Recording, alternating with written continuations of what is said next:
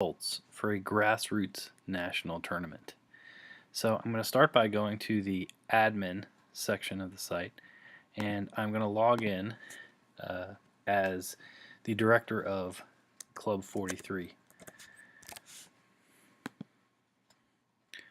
When I log in, you'll notice now that there's a GRNT section over here on the left hand side, and in addition to forms and schedule, which were there before, there's now a results section.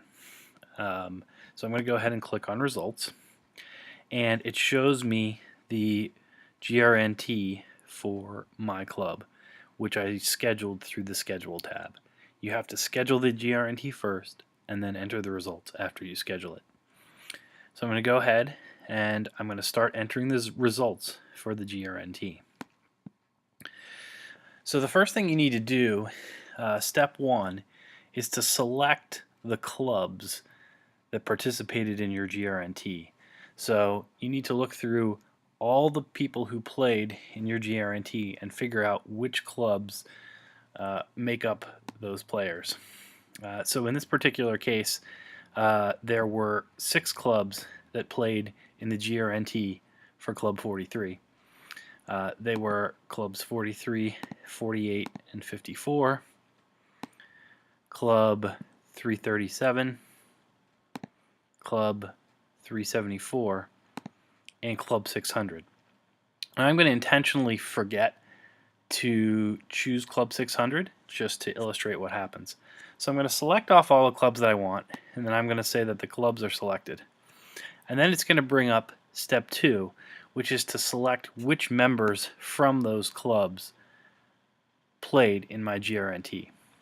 But let's suppose, in this case, I realized that I forgot a club, and so I'm just going to go back using this link right here.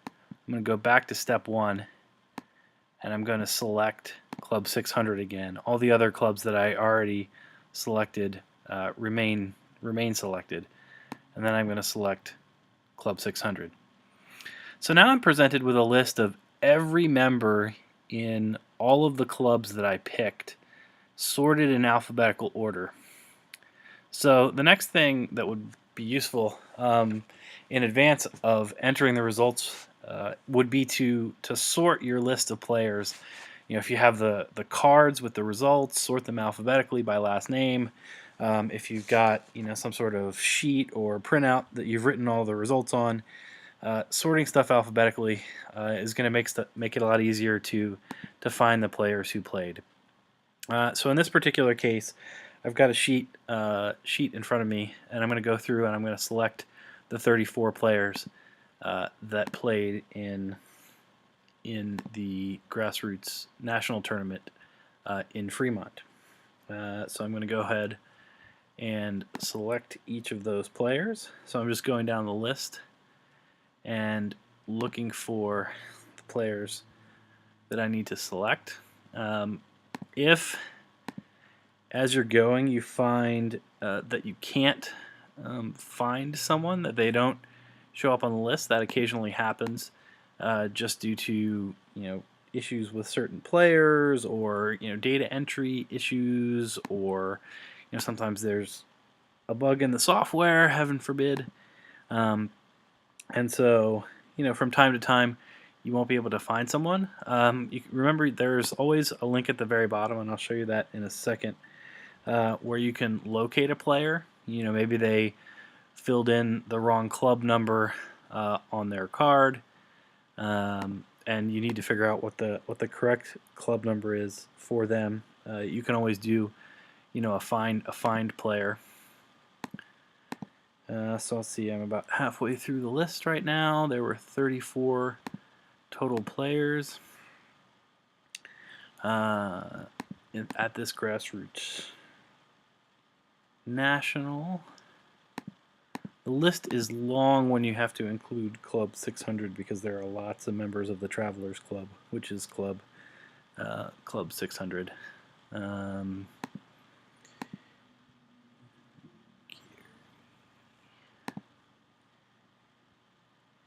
So I'm going through now, and I'm just selecting all the players who played in the tournament.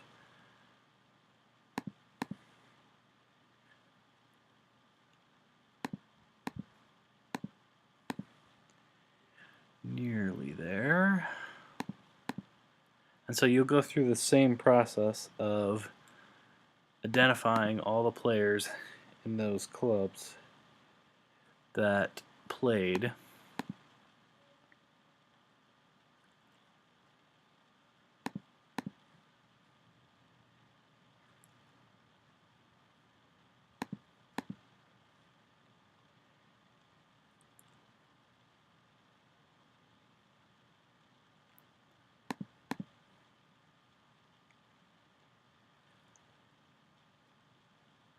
Nearly there. P S.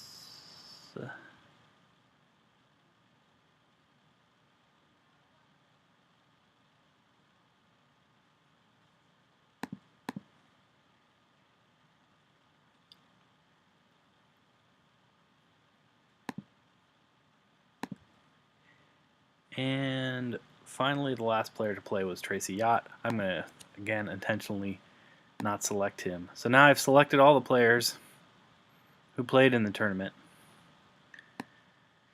And then I'm presented with step 3, which is to enter the results. Now in this case, it tells me that there were 32 players selected. I was actually trying to select 34 players. So I've actually missed 2 players. So I got to go through and I got to double check and find which players I missed.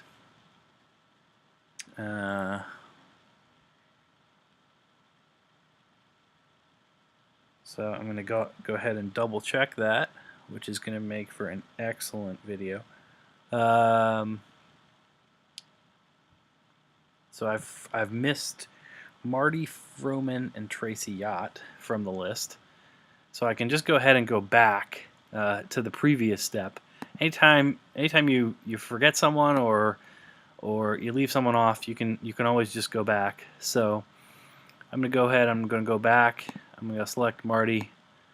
I'm going to select Tracy, and I'm going to continue forward. And so now I've got that list of all the players who played in my Grassroots National set up. And you can get to this point now, and you can stop, so you don't have to enter it all at once. So you can go through one step in the process, and then you can come back later and finish it. So for example, if I were to just say, okay, that's good. That's a good first step. I'm done. I'm going to go ahead and log out. Then I'm going to come back later, and I can log in again, and I can go to results, and it will have saved. I begin again at step 1, but it's already got all the clubs selected, so I can just go ahead and just continue straight to step 2. I can go ahead. It's already saved all the people that I selected, all the players, so I can just go ahead and continue to the next step, and then go ahead and enter the results. So let's take a look at the columns for the results. So here, this first column represents whether someone played unofficially or not. Almost everyone playing is going to play officially. Some people choose to play more than one Grassroots National, in which case they can only count one as official. So in the case that somebody is playing one that's unofficial, you just go ahead and check that next to it to indicate that that's actually an unofficial GRNT for that person. The same is true for junior. We need to exclude the juniors from the prize money, and so just go ahead and note here which players in your GRNT were juniors. And then you go ahead and you just enter the results, the game points, the games won, the plus points, and the minus points, as you would more or less for any other tournament. And then over here, we have a count of the number of 28, 29, and Grand Slams that people received. Obviously, it's going to be really rare to get more than one 28 or 29 hand during the same tournament, but it does happen every now and again. And so these need to be counts. So if, for example, if Stan got a 28 hand, I would go ahead and put a 1 there, indicating that he got one 28 hand during the tournament. So in this particular case, it actually turns out that no one played Unofficially, no one was a junior, and there were no 28, 29s, or Grand Slams. So we just have to go ahead and enter the results for the tournament. And so you just do that like you normally would for any other tournament.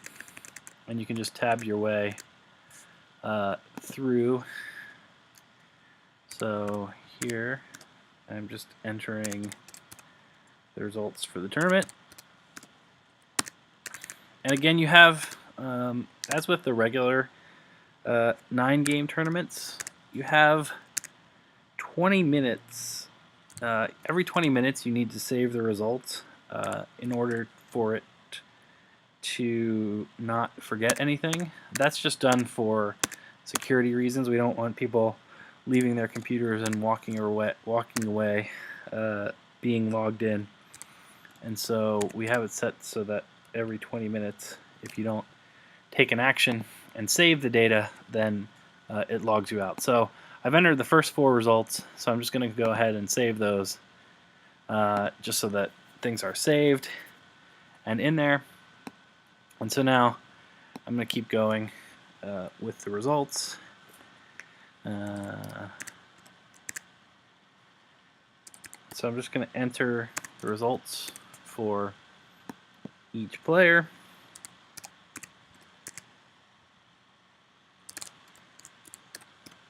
And so on and so forth, right? And so I'm just going to go ahead and save the ones I've done so far. And so you basically just go through, do that for every single player. And then once you're done, just like for a regular tournament, you'll click that I'm done, and it'll tell you how many people earned points. So I'll go ahead and do it now. Let me enter the results just for one player who I know scored points. So I'm going to enter the results for Terry, who had a 24-12 with 178 plus points and 62 minus points. So I'm going to save the results there. And now I'm going to go ahead, I'm going to say that I'm done. So 7 players were used to calculate the points because that's how many I finished and entered. One of them received points. Everyone else has got zeros. But this is what it shows you once you mark it as complete. It'll sort it into the correct order by the standings and show you everything. And just like with a regular 9-game tournament, if you realize you've made a mistake, you can click here, go back to the point where you're ready to re-enter the data, and keep going where you left off. And so it's very similar. Other than having to select the clubs and select the players, it then becomes very similar to entering the results for a 9-game tournament. And that's what you need to know in order to enter results for a grassroots national tournament.